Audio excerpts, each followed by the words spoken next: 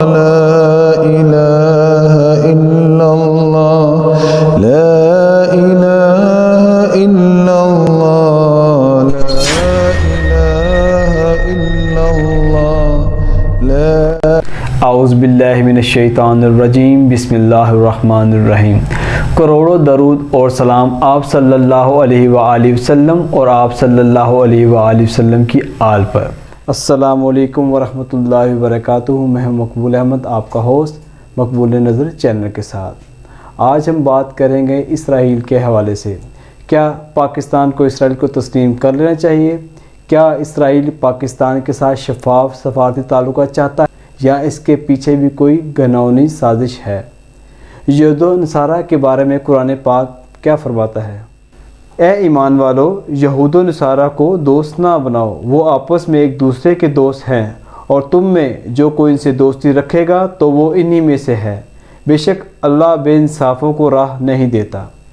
تو دیکھا ناظرین، قرآن پاک بھی یہود و نصارہ سے دوستی سے منع فرما رہا ہے۔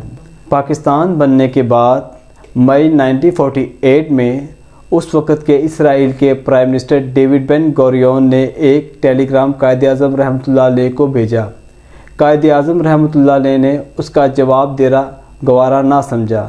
اسرائیل کے وزیر اعظم چاہتے تھے کہ پاکستان کے ساتھ سفارتی تعلقات قائم کیے جائیں، مگر قائد اعظم نے اسرائیل کی پرزور مذمت کی اور سخت الفاظ میں یہ کہا کہ یہ امت کے قلب میں ایک خنجر گھسایا گیا ہے، یہ ایک ناجائز ریاست ہے جسے پاکستان کبھی تسلیم نہیں کرے گا۔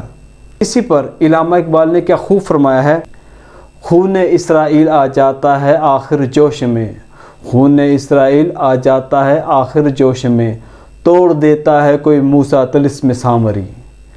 تقریباً 20 برس بعد 1967 میں اسی بن گوریون نے اسرائیل کے قومی اخبار دی جوئش کرونیکل میں اپنا نقطہ نظر پیش کیا۔ اس نے کہا کہ عالمی زیونسٹ تحریک کو پاکستان سے لاحق خطرات سے غافل نہیں ہونا چاہیے، اور پاکستان کو اب اس کا پہلا نشانہ بننا چاہیے، کیونکہ یہ نظریاتی ریاست ہمارے وجود کے لیے خطرہ ہے، اور پاکستان اس کا سارا حصہ یہودیوں سے نفرت کرتا ہے اور عربوں سے محبت کرتا ہے۔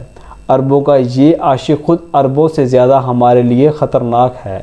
اس معاملے کے لیے عالمی زیونزم کے لیے یہ سب سے زیادہ ضروری ہے کہ اسے اب پاکستان کے خلاف فوری اقدامات اٹھانا چاہیے۔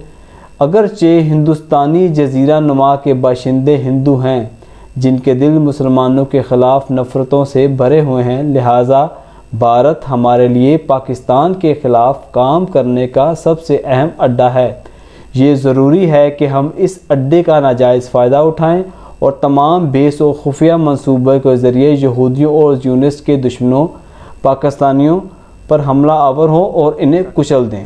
ناظرین، شاید آج کل اسرائیل کا جو اس وقت کا 1967 کا موقف تھا اس کو جھوٹا کہا جا رہا ہے، مگر حقیقت آپ کے سامنے ہے کہ اسرائیل کے مقاصد کیا ہیں۔ وہ پاکستان کو کنٹرول کرنے کے لیے انڈیا کی جانب دوستی کا ہاتھ بڑھائے ہوئے ہے۔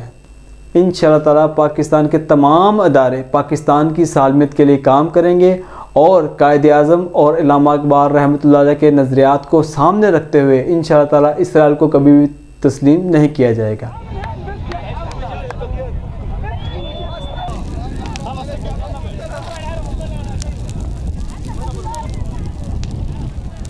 اس کے ساتھ اپنے ہوسٹ کو اجازت دیجیے، اور لائک کریں، شیئر کریں، سبسکرائب کریں، اور اپنی قیمتی رائے اور تجاویز سے ہمیں کمنٹ میں آگاہ کریں۔